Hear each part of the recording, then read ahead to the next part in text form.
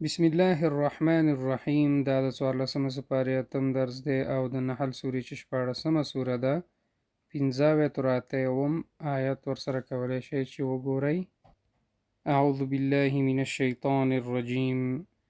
مملوکه چې د بل په واک کې وي. یوجهه ولیږي هغه.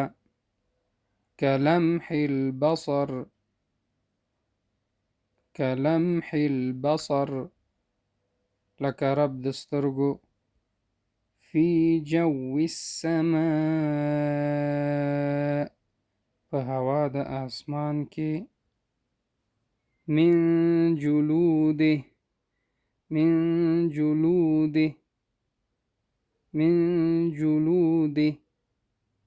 له پوستکو.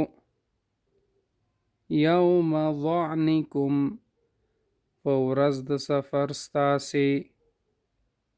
من بیوتکم له کورونو ستاسې. و اوبارها او پشمونو د اوښانو، مفهوم دی، او پشمونو د اوښانو. و اشعارها مفهوم دی، او ویښتو د وزو. اثاثا